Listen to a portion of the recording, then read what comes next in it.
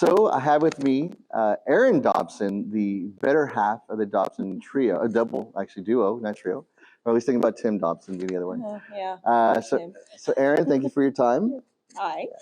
So Erin, you were an extra, I was. as well as you were more than extra. You actually did a lot more stuff. I'm extra.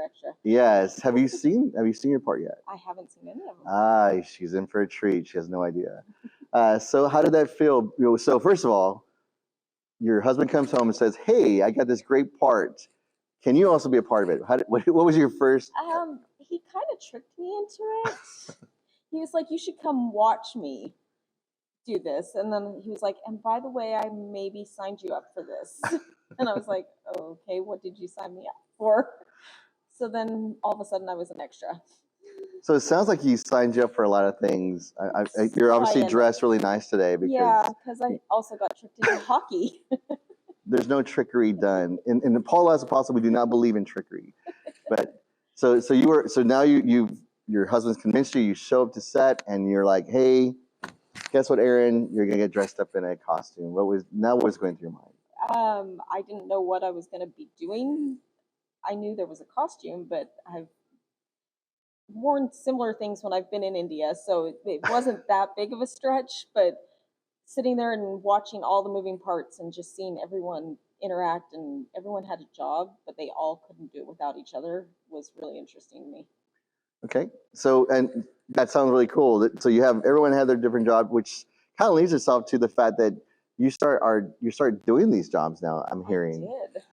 I did. It turns out I have a really special set of skills. I fix things really well. My eyes just see details here and there, and so it lends itself more to the production side than being an extra sometimes. So I've been doing a little bit of both. So all of you crew members out there, future producer, production manager here, if you will. Maybe. So now you're in your costume, and you're getting ready to go to set. Yep. You did your own makeup, or makeup was done for you? There was no makeup, because back then makeup wasn't really a thing. So she has yet to see what we've done. Oh boy. Special effects. So as your husband, who is Will Dobson, who plays Elon, as he was preparing for his role, yes. Did he do this at home, or? He did. We would catch him talking to himself a lot, and I'd be like, "What did you say?" Because I didn't realize he was practicing, but he would be reciting his lines over and over and over and over, and I didn't realize it, so it was a little offsetting a bit as you're walking down the stairs and he's just talking to himself in his office. Does he normally talk to himself? See, that's where it gets tricky, because you didn't know if he was practicing or he was just talking to himself. But probably with a different accent, I'm guessing. A little bit. He talks funny sometimes. It's kind of his gig. Sings songs, funny songs, has actions. You should ask him sometime. I missed the chance. So when he was doing these lines, did he run lines off of you? Not very often. I was still a little hesitant as to what all this was. I didn't grow up in the theater world, and so this was a foreign concept to me. Just a note, Paul Last Apostle is not in the theater, only in film. Okay, see, I'm still learning. Okay, so now you're there, and you actually play a big part. I don't know if you realize that. I sat next to someone that played a big part, I thought. No, so apparently she is not aware of this. Part of the scene within the Bereans, we see a nice young Erin running out and trying to push back a crowd. Yeah. We've had actually several people come to me and say how you were very forceful in doing some of this work, as if you had experience. Pushing back crowds? What were you, so as you were pushing back this crowd, was there someone you were imagining, some things you were imagining? What brought you, because there was so much intensity in your eyes. Well, I mentioned I'd been to India. I've been there a few times. It's a little crowded there. So just navigating the streets and stuff, you just kind of have to get a stance about you that you're not going to get pushed over. You're going through there, whether they know it or not. Okay. Is part of that pushing through hurting people's arms, or? No. Because we had a guy complain that someone hurt his arm, and we went back to the video, and I don't know if it was your hockey experience or. It might have been, or the CrossFit coaching. Okay, that's probably what it is. Yes, it could have been either, or just 14 hangers.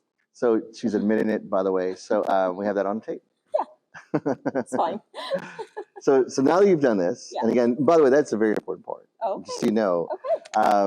Do you have any advice for people that want to be extras or that are like trying to that's about or being convinced by their husbands? Yeah. Just keep putting in for different things. A lot of times you won't hear back, but the right thing will say yes, and you'll get called. Now, what about those that are being convinced by their husbands to just show up? I would also say, go along for the ride. Can't hurt. You live once. Try all the things. Key note that she said it can't hurt her. Yeah. Again, I'm so sorry for the actor that got hurt. Okay. Yes, we're sorry for anyone that's got injuries. Again, no people were harmed in the filming of Paul the Last Apostle. What was your experience? Did you enjoy yourself? I really did enjoy myself. I enjoyed having the time in between extras being needed and getting to meet people and getting to know them, hear their stories. Sitting in there and having to play a part that maybe didn't come quite as naturally to me was fun because there was an end to it. But it kind of got me out of my shell, and it was fun. And I'll be honest, you did look like you were just there. I mean, you actually made a big difference. You look like you belong there, to be honest. Well, thank you. I was very fortunate when we were filming. You'll notice that the women are on one side and the men are on the other side. There's a lot of beautiful women on one side, which is great for a film. Mhm. And having everyone there and just interacting was fantastic as well. And you said you had no training. No, none at all.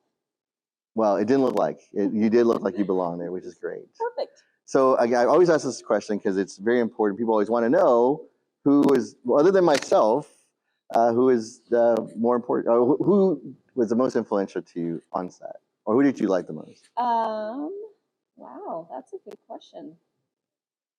I think I really enjoyed watching Ruthie kind of do her thing and move around and just watch her brain process all the things she was seeing and knowing what was coming next and being able to put it all together.